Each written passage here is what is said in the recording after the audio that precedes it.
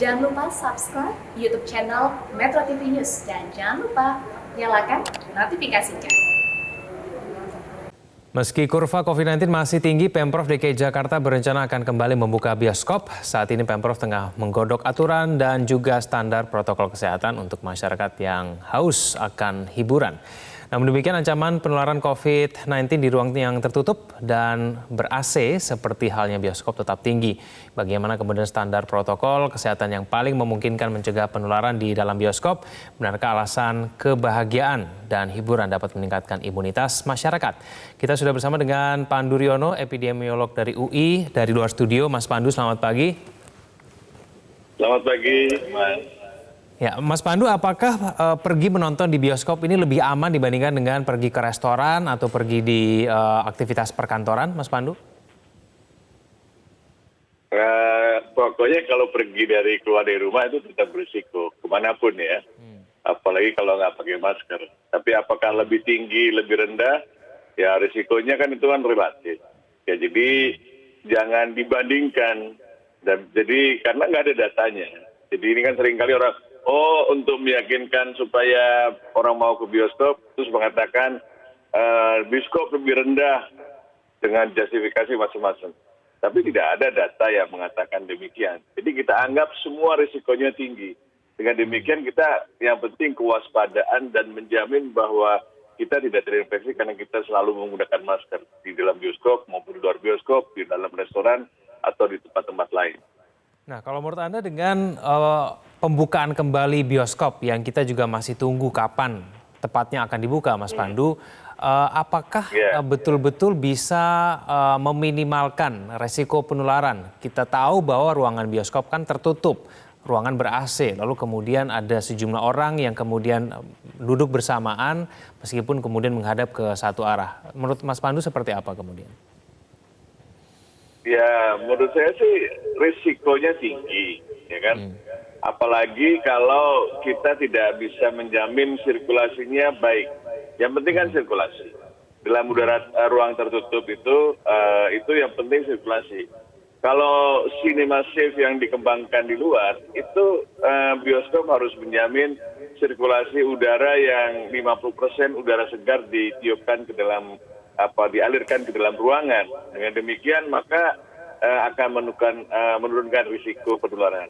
Dan diwajibkan pakai masker selama di dalam ruang bioskop dan tidak boleh makan minum di dalam bioskop, apalagi berbicara. Dengan demikian fokusnya hanya menonton. Nah, mungkinkah itu diselenggarakan dengan baik? Nah, itu kan mewujudkan bioskop aman versi Indonesia beda dengan bioskop aman di luar yang dimana juga pernah terjadi kebocoran juga sebenarnya. Jadi tidak 100% aman. Baik, Mas Pandu, kalau kita mencermati mengenai tingkat kasus baru di Indonesia, kemarin pecah rekor sampai 2.700. Apakah ini merupakan momen yang tepat, Mas Pandu, untuk membuka bioskop kembali? Sebenarnya nggak ada kaitannya. Jadi kan dorongan untuk membuka ekonomi di Indonesia ini kan nggak pernah memperhatikan apakah kasusnya sudah rendah atau tidak. Tapi waktunya semua katanya sudah waktunya. Jadi ekonomi ini harus digerakkan dan sudah tidak bisa ditahan lagi. Jadi apakah kasusnya meningkat, apakah kasusnya menurun, itu nggak dilihat. Jadi nggak ada hubungannya. Jadi menurut saya sih kalau mau dibuka silakan aja. Tapi jamin bahwa tempat yang mau dibuka itu aman, apapun kegiatannya. Karena kalau tidak, itu kan sama saja menambah kasus yang masih meningkat terus. Tapi kalau membuka bioskop untuk meningkatkan imunitas, bagaimana Mas Pandu? Ya itu kan saya juga bingung. Kenapa kok jubir Satgas ngomong seperti itu? Kalau jubir bioskop bolehlah. Jadi menurut saya sih tidak ada hubungannya langsung ya. Imunitas kan sesuatu yang tidak dari bioskop atau karena menonton. Ya jadi imunitas itu suatu akumulatif dari banyak, apakah dia tidurnya cukup, apakah makanannya bernutrisi, ya bukan hanya dengan menonton. Itu terlalu simplifikasi dan janganlah masyarakat diberikan penjelasan-penjelasan yang tidak mencerdaskan Jadi masyarakat itu lama-lama nggak percaya. Gitu. Ini promosi atau meningkatkan kewaspadaan. Yang penting Satgas harusnya meningkatkan kewaspadaan.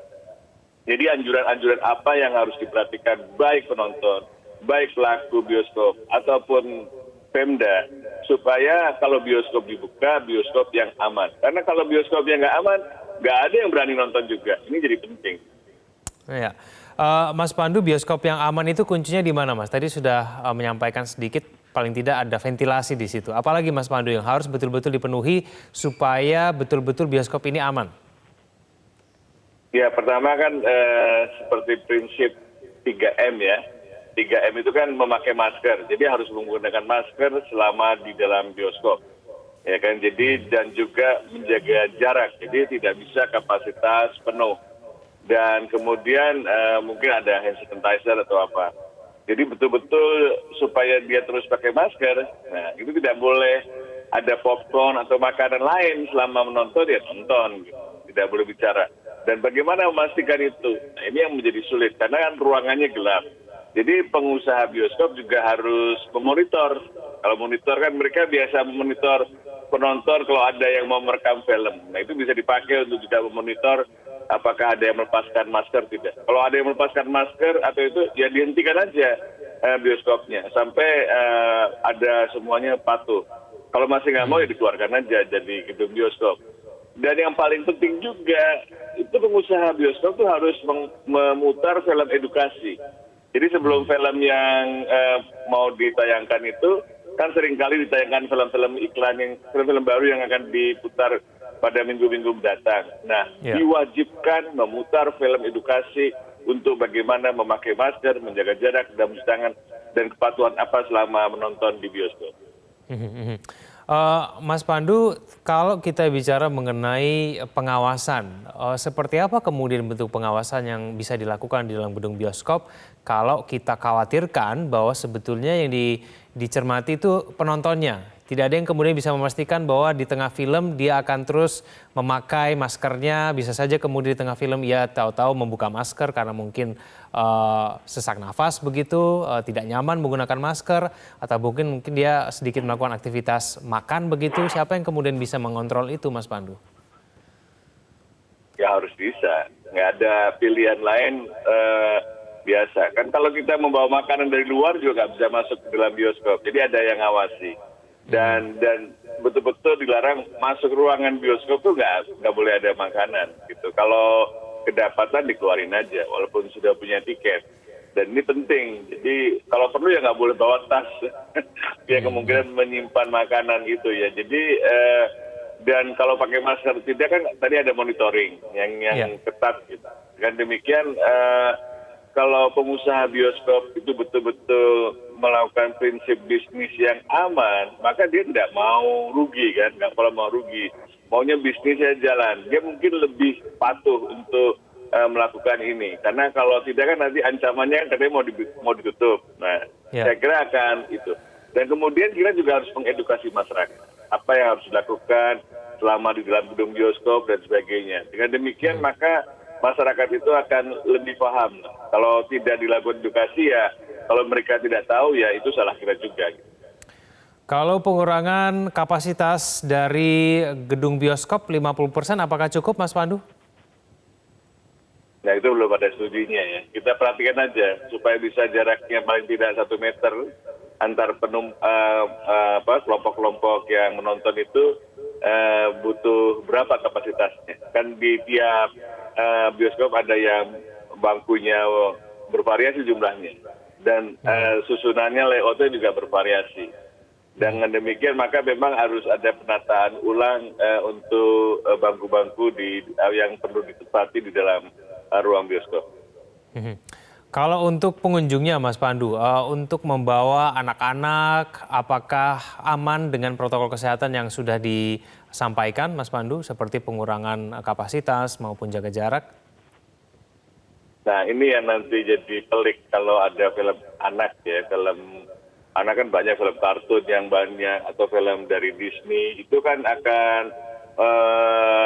anak tuh akan pengen nonton gitu. Nah ini aturannya gimana? Jadi kita perlu pikirkan supaya gedung bioskop ada beberapa studio kan, studio itu, nah itu perlu diatur antara yang dewasa dan anak seperti apa. Jam tayangnya juga perbedaannya harus jelas, jangan sampai ada penumpukan, aliran penonton itu harus diperhatikan juga. Nah ini yang dibatasi, misal anak satu keluarga hanya boleh 2 anak, gitu. Nanti kalau menonton gantian aja kalau anaknya lebih dari 2 dan sebagainya. Kalau kita bicara evaluasi secara keseluruhan, Mas Pandu, menurut Anda apakah kepatuhan dan kedisiplinan dari warga terhadap pencegahan COVID-19 ini meningkat atau menurun sebetulnya? Belum banyak berubah itu. Jadi masih belum optimal.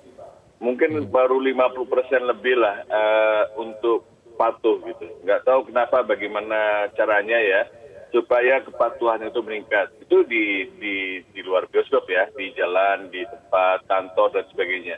Mungkin edukasinya kurang. Mereka merasa kalau di dalam ruangan tuh, padahal ruangan itu dalam ruangan paling berisiko, melepas gitu. Atau karena sudah bertemu dengan teman-temannya gitu, waktu makan ngobrol gitu.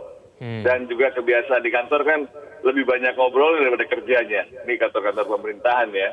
Dengan demikian harusnya menggunakan budaya kerja. Lebih baik jam kerjanya dikurangi, tapi betul-betul kerja, bukan ngobrol atau baca koran. Baik, Mas Pandu, terima kasih telah bergabung bersama kami di Metro Pagi Prime Time. Selamat pagi, Mas Pandu.